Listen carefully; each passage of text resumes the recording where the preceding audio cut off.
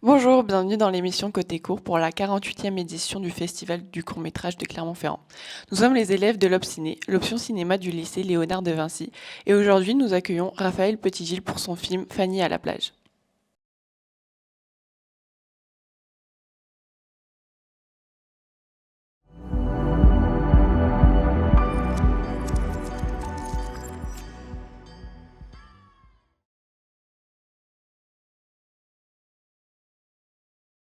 Raphaël Petitgilles, bonjour. Vous êtes ici pour votre court-métrage Fanny à la plage. Donc tout d'abord, qu'est-ce qui a inspiré cette histoire autour de Fanny et de ses enfants? Bonjour, déjà je suis ravie d'être avec vous ce matin. Ce film, j'ai commencé à l'écrire en 2018, on l'a tourné en 2024, donc ça a été un long parcours d'écriture. J'ai commencé à écrire ce court-métrage, il y avait un moment un peu de frénésie, je ne sais pas si vous vous rappelez, ça y est, c'est un peu passé parce que la géopolitique repasse par-dessus, mais autour de #MeToo, il y avait une espèce d'enthousiasme quoi, sur la question que la société allait se réemparer des questions féministes, quoi. Et je sentais une espèce de frénésie, quoi. Beaucoup de camarades masculins le soir au bar qui disaient ah mais c'est super, mais alors qu'est-ce que vous voulez les femmes, et puis qu'est-ce qui va se passer, qu'est-ce que vous attendez de nous. Et en fait je me suis rendu compte que ça m'énervait déjà qu'il y ait cette frénésie à ce moment-là, et je savais qu'elle allait disparaître, ce qui est un peu le cas.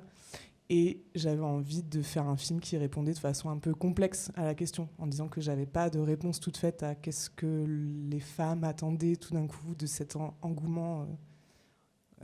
Voilà, à ce moment-là. Donc je me suis dit, je vais écrire un portrait un peu complexe et un peu kaléidoscopique, quoi, sur un personnage féminin qui serait traversé par des mouvements contradictoires, quoi. Chaque thématique, je me disais, comment on peut rendre la complexité, par exemple, d'un rapport à la maternité, d'un rapport à la monoparentalité, d'un rapport au désir, d'un rapport à l'argent, voilà. C'était ça un peu le point de départ de ce film. Donc ça a été écrit sous forme de carte postale et c'est kaléidoscopique. Ok, votre film se rattache-t-il à un genre précis? Un genre en soi, je sais même pas, qu'est-ce que vous entendez par genre? Genre horreur ou des trucs comme ça? Ouais, drame. Non, non, pour le coup, là, en termes de genre, c'est plutôt un drame, quoi, classique. Après, moi, j'ai réfléchi à. Pour moi, c'est une chronique, quoi, si on peut appeler ça un sous-genre, quoi. Une chronique, carte postale de vacances. Il y a un truc en termes de narration qui est pas très tendu, quoi. C'est un peu dilaté. Donc on peut réqualifier ça de chronique peut-être, mais je crois pas que ça existe comme genre. Mais...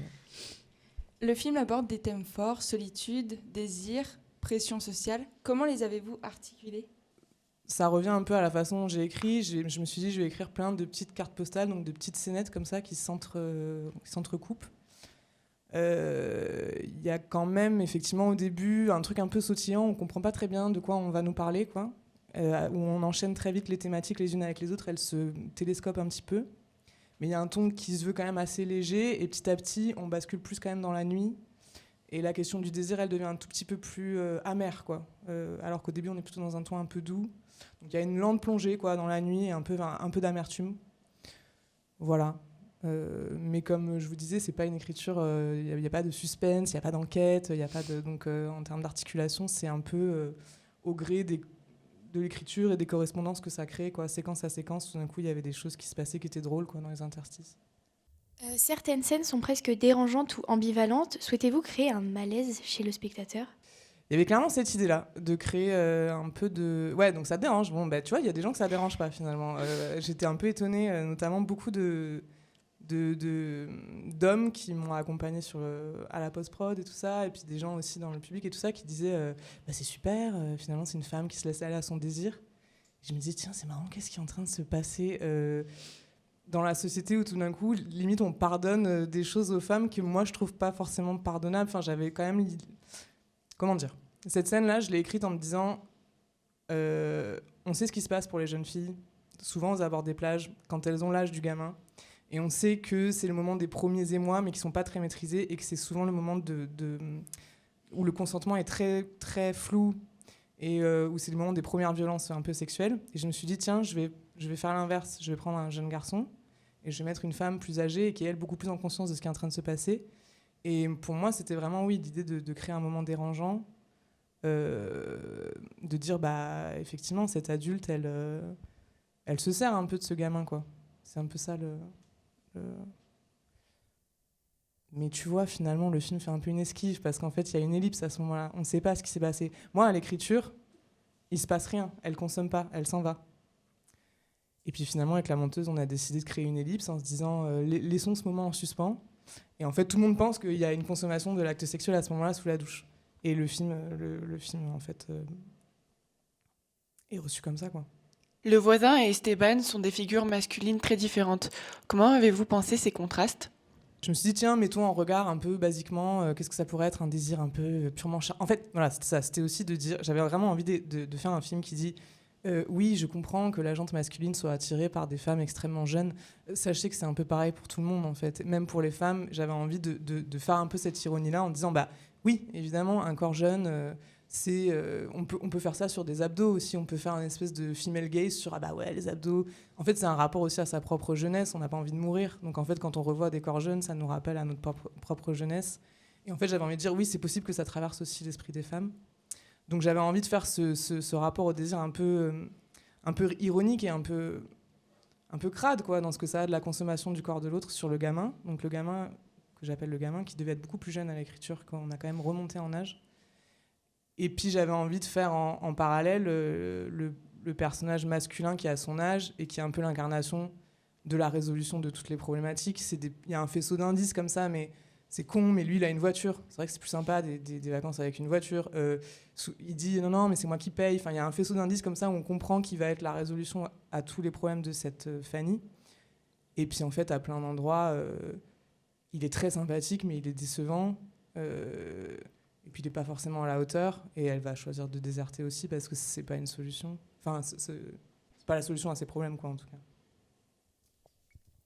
En regardant votre film, on s'est demandé si vous aviez imaginé Fanny à la montagne. Ah non, parce que la montagne, c'est des vacances plus de gens riches quand même. Alors que là, c'est des vacances, c'est un peu les vacances du pauvre quand même. Les bungalows, tout ça, c'est la Méditerranée sud. Moi, c'est de là d'où je viens. Et c'est vrai que c'est quand même plus les vacances du pauvre. Fanny à la montagne, je sais pas, je pense qu'elle saurait pas faire de ski en vrai, ou je sais pas, elle serait en chasse-neige. Non, en vrai, ce serait drôle. Mais non, j'ai pas imaginé Fanny à la montagne. Et puis il y avait vraiment un truc sur le corps. Franchement, Fanny à la montagne en combi de ski, quoique, les petits culs dans les combis, je sais pas, au tire-fesses, je sais pas, peut-être. Mais il fallait un rapport au corps quand même, un peu explicite. La caméra filme souvent Fanny lorsqu'elle est observée ou surveillée, les vigiles, le voisin, les gendarmes. Est-ce que c'est un choix volontaire ou c'est fait pour montrer un état intérieur? Le corps des femmes est quand même toujours un peu objectivé, quoi. Par exemple, il y a plein de moments où dans le film, elle se fait attraper par plein de gens, elle se fait palper. Il y a des tout petits détails comme ça, mais c'est marrant où je sais que c'est quand même beaucoup plus les femmes en général qui le voient dans le film. J'ai plein de femmes qui viennent me dire ce truc sur le rapport au corps, c'est des petits détails ou des scènes où juste elle se fait un peu attraper et on est là, ah oui, c'est vrai que c'est désagréable. Donc peut-être que c'est ça dont tu parles, mais ouais. La caméra de surveillance, ouais, c'est un moment, je pense, où le film bascule vraiment dans un bail étrange. On se dit... Parce qu'en fait, moi, je voulais vraiment garder ce plan au montage, qui avait vraiment été remis en question. Mais moi, il y avait vraiment un truc, ça me rappelait... je sais pas si vous voyez les documentaires américains sur les serial killers, où la dernière fois qu'on les a vus, on les voit dans des caméras de surveillance comme ça. Et je trouvais que ça posait la question de l'étrange. Et on se disait, mais elle va péter un câble, cette meuf, elle va faire n'importe quoi. Et on a failli le faire sauter au montage. Et moi, vraiment, je tenais à le garder. Et à chaque fois que je le revois... il me fait un sentiment chouette de me dire le film prend du recul et on n'arrive pas très bien à cerner ce qui va se passer et moi ça me plaît bien. Quelle a été la scène la plus difficile à tourner émotionnellement ou techniquement? Émotionnellement ça dépend pour qui. Pour moi c'est la scène du lac. J'étais au bout du rouleau, vraiment. Parce que c'était 12 jours de tournage, c'est assez long pour un cours. Parce qu'on avait des enfants et tout, donc on a essayé de faire un tournage un peu long, parce que les enfants, on n'a pas le droit, normal, quoi, de tourner trop longtemps avec eux. Et donc la scène du lac, c'était le 11e ou le 12e jour, et comme je chef-op aussi le film et que je le réalise, je m'étais quand même mis beaucoup de bâtons dans les roues, dans le sens où je portais beaucoup de charges normales, quoi, de travail. C'est ce que j'avais voulu, je voulais un dispositif vraiment documentaire, quoi. On est très très peu nombreux sur le set. Et donc j'étais vraiment j'étais au bout du rouleau. Je me souviens, juste avant la scène, j'étais avec l'assistant réa en voiture et à un moment je conduisais puis je dis là je vais prendre ce petit chemin de traverse dans le bois. Et l'assistant réa il me regarde et il me dit et tu vas pleurer un coup? Je dis ouais exactement. Et là j'ai pleuré genre vraiment 40 minutes. Et après on est parti faire la scène du lac. Donc là, non, mais émotionnellement, c'était un trop-plein perso, quoi. Mais après, la scène de la douche, en vrai, c'était quand même pas évident, hein, on va pas se mentir. Marlon, enfin, franchement, je pense que l'état dans lequel il est, je pense que c'est presque pas joué, quoi. Enfin, il était vraiment stressé, quoi. Mais j'ai l'impression que ça s'est quand même pas trop mal passé. On a beaucoup chorégraphié, quoi. On a chorégraphié tous les trois. Et donc, ils savaient très bien où les mains allaient aller, qu'est-ce qui allait se passer. Il n'y avait pas de surprise, quoi. Mais en plus, ce qui était drôle, c'est que, par exemple, ça me fait rire, mais cette scène, elle paraît hyper intense, hyper intime. Mais en fait, les douches, ça n'existe plus. C'était que moi, quand j'étais jeune, il y avait des douches sur la plage. Du coup, j'avais écrit le film comme ça. Et quand j'arrive, je me dis, merde, écologiquement, ça marche plus les douches. Et du coup, en fait, t'avais 2 techniciennes au-dessus de la scène avec des douches solaires qui, dès qu'ils appuyaient sur le bouton, activaient sur le truc. Donc c'est ridicule, t'as deux meufs comme ça. Enfin, quand tu prends un peu de recul sur la scène, c'est pas du tout sensuel. Mais voilà, c'était quand même dur, je pense, pour Marlon. Et techniquement... Non, techniquement, j'avais vraiment fait en sorte que ce soit simple. Les scènes techniques qui étaient dures, elles ont sauté parce que c'était trop moche, quoi. C'est des scènes de marche. Filmer la marche, c'est un enfer. La marche sans machinerie, c'est un enfer. Comment avez-vous travaillé le rapport de Fanny à la maternité et à sa sexualité ? Sur la maternité, ouais, j'avais vraiment envie d'un sentiment contrarié, quoi. Enfin, il y avait vraiment des petites épiphanies de, dis donc, ils sont vraiment mignons, t'as envie de leur faire un petit câlin. Et en même temps, elle a un rapport très désincarné. Enfin, elle est pas très maternante, quoi. Donc ça, c'était important de jouer cette distance-là. Et à la sexualité, comment j'ai travaillé, ça dépend. Quand j'ai travaillé à l'écriture, comment je l'ai travaillé sur le plateau. Sur le plateau, en tout cas, la direction avec la comédie, enfin, la façon dont on communiquait avec la comédienne, c'était vraiment le corps, quoi. Je savais très bien ce qui se passait dans son corps. En fait, au casting, ma seule obsession, parce que cette Marie, je la connaissais pas trop d'avant, quoi. C'était un casting. Et je voulais absolument une comédienne qui fasse plus d'1m75. Et qu'elle soit blonde. Et je me suis dit, non, je vais trouver quelqu'un comme ça. Il s'avère que j'ai trouvé Marie en Belgique. Et après, quand j'y réfléchis, je me dis, mais pourquoi tu voulais une comédienne grande ? Enfin, qu'est-ce qu'on s'en fout ? Et en fait, c'est que moi, je fais 1m75 et que du coup, j'ai vachement écrit le scénario sur des histoires de posture. Et du coup, c'était beaucoup plus simple d'avoir une comédienne qui avait presque le même corps que moi. C'est con, tu vois, mais... Donc voilà, c'était la direction par rapport au corps, quoi. Parce que c'est pas un film très bavard, quand même. Il y a un mélange de décalage et de transgression dans ces actes, vol, baignade interdite, etc. Est-ce que vous pouvez nous en dire plus ? Ouais, c'est ça. En fait, j'avais envie d'un côté un peu punk, quoi, de ce personnage, très légèrement. Et pour moi, l'idée d'un personnage punk, c'est un personnage qui socialement n'a pas le pouvoir entre ses mains, qui est tout le temps en train de subir, mais qui en même temps reprend le pouvoir par des micro-transgressions, quoi. Et ça, pour moi, c'était important. C'est toujours ça, quoi. C'est de mettre en scène quelque chose de complexe, quoi. J'avais évidemment pas du tout envie de faire un pamphlet féministe où on victimiserait le personnage féminin, parce que ça n'a pas marché. En fait, ça marche pas de faire ça. On voit bien que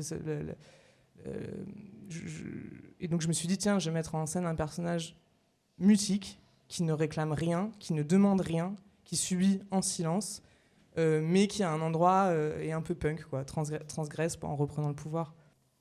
Socialement, ça a dit des trucs, en fait, quand tu transgresses. En fait, le fait qu'elle vole, c'est qu'on se dit, bah oui, en fait, elle a pas beaucoup de thunes. Le fait que les baignades et tout ça, en fait, si on t'enlève le dernier truc qui est gratuit, tout est payant dans les vacances. Et si on t'enlève la mer, ça te renvoie à l'idée que tout est payant. Donc ça te remet un peu à ta place socialement. La mer, c'est le dernier endroit où en fait normalement on peut y accéder sans payer. Par rapport aux enfants, quel rôle narratif joue-t-il dans la compréhension de l'état psychologique de leur mère ?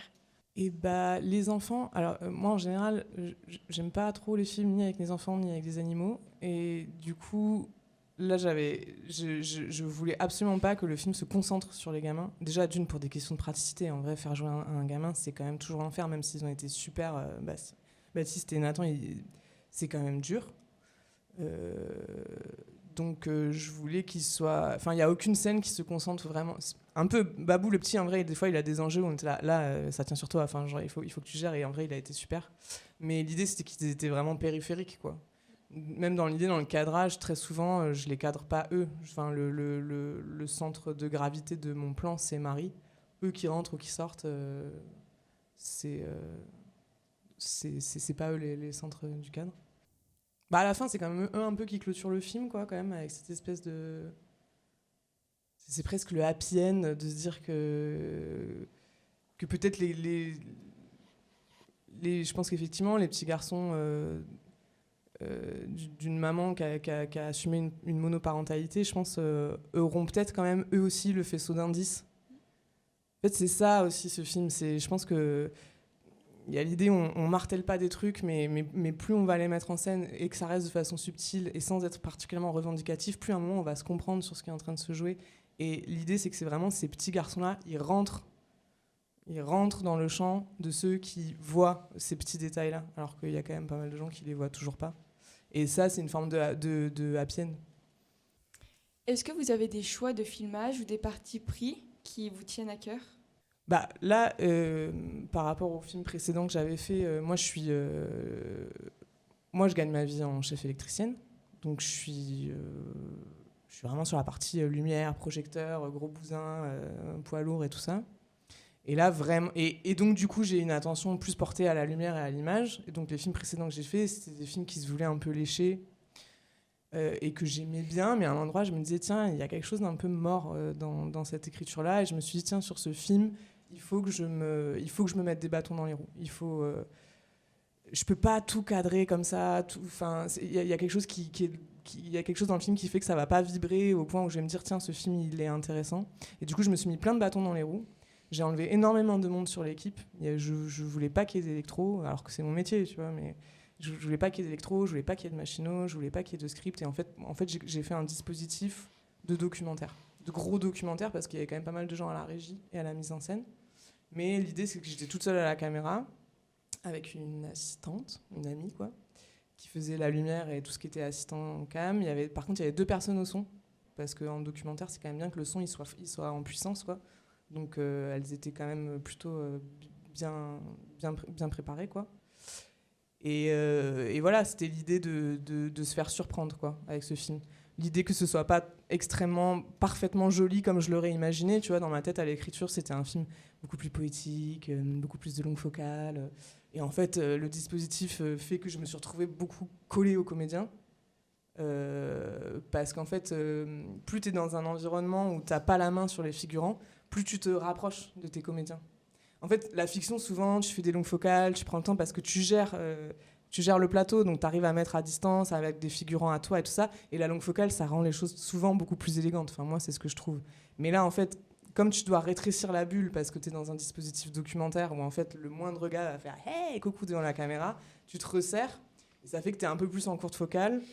Et ça fait que c'est un peu plus trash, quoi, l'image, c'est un peu moins élégant.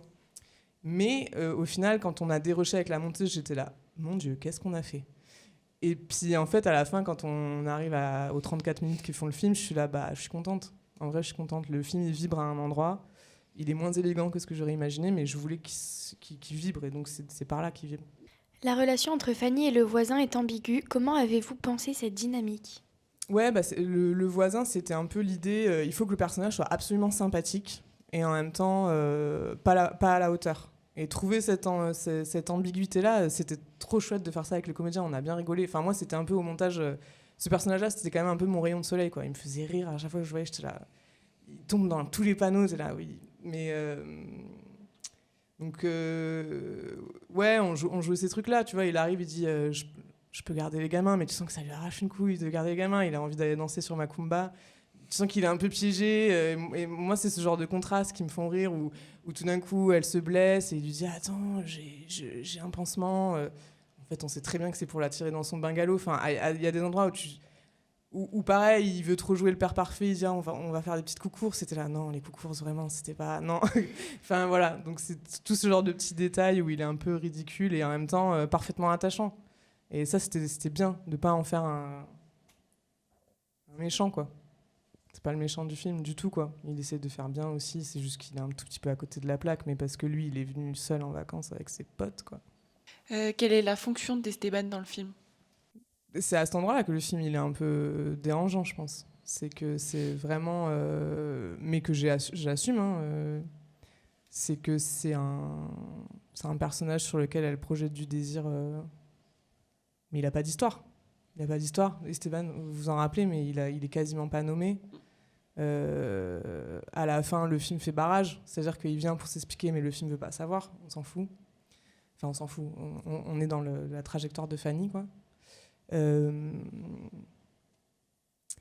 Et voilà, moi j'ai beaucoup d'empathie pour ce personnage-là, par exemple. Enfin, le film a aussi beaucoup été construit en miroir par rapport à ce gamin-là. Mais il s'avère que le film pose son empathie sur Fanny, et donc ce personnage-là, il fait que passer dans le film. Mais moi, je trouve ça violent. Et je suis contente qu'il y ait des gens qui le remarquent. Il y a des gens qui le remarquent pas et qui se disent que ouais, qui sont focus sur le personnage de Fanny. Mais moi, ça m'importe quand il y a des gens qui disent bah quand même ce personnage-là, pas évident quoi, ce qui se joue pour lui et tout. Et ça, c'est vraiment quelque chose dont j'avais conscience. Mais ça n'empêche pas que je savais que le film n'allait pas faire la part belle à ce personnage. C'était pas le sujet. Est-ce que le personnage de Fanny incarne l'indépendance féminine ? Bah ouais, en fait, c'est ça hein, le sujet du film. Parce que le film aussi, quand je disais la frénésie sur MeToo et tout ça, c'est que moi, c'était... Bon, bah du coup, c'était 2018, ça commence à faire, mais c'était un moment où je me disais, bon, bah c'est pas grave, je vais faire des enfants toute seule, puisque apparemment, ce sera mieux comme ça. Et là, je vois plein de potes qui me disent, mais ouais, mais c'est super et tout ça. Des mecs, par contre, pardon, mais en fait, c'est triste ce que je suis en train de te dire. C'est pas génial, c'est une démission à un endroit. Enfin, c'est juste que ça va être hyper. Enfin, c'est des choix de vie qui sont encore plus douloureux et incapacifiants et qui t'empêchent de faire carrière et tout ça si t'es toute seule. Donc, je sentais tout d'un coup un enthousiasme. Bah ouais, c'est génial, les femmes ont qu'à faire des enfants toutes seules. Et du coup, j'avais aussi envie de faire un film.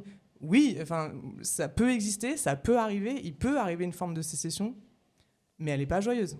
Et c'était vraiment ça l'objet du film, c'était de dire oui, en fait, il y a une indépendance des femmes, une forme de prise de pouvoir, mais à quel prix quoi, enfin, et c'était ça aussi, c'était je vais faire un personnage féminin qui porte tout toute seule, mais qui est profondément triste et qui fait sécession. Et j'avais vraiment envie de mettre en scène ouais, ok, on n'aime pas les féministes gueulardes, c'est bon, on a compris, donc on va pas gueuler, on va se taire, ok, mais attention à ce qui se cache derrière le silence. Parce que qui dit silence dit peut-être tristesse, dit peut-être colère, dit peut-être... Enfin, c'est pas parce que le silence se fait que les choses sont réglées. Et c'était un peu ça, le film. C'était, ouais, t'as un personnage extrêmement silencieux qui va rien demander, qui va juste traverser l'existence en se disant, bah, c'est ma croix. L'idée du film, c'était gratter un peu derrière ça. Le prochain film que je fais, c'est, attention, derrière le silence, c'est pas la tristesse, c'est la grande colère. Ça, c'est le long que je suis en train d'écrire. Merci Raphaël Petit-Gilles. Quant à nous, on se retrouve très prochainement pour un nouvel épisode de Côté Court.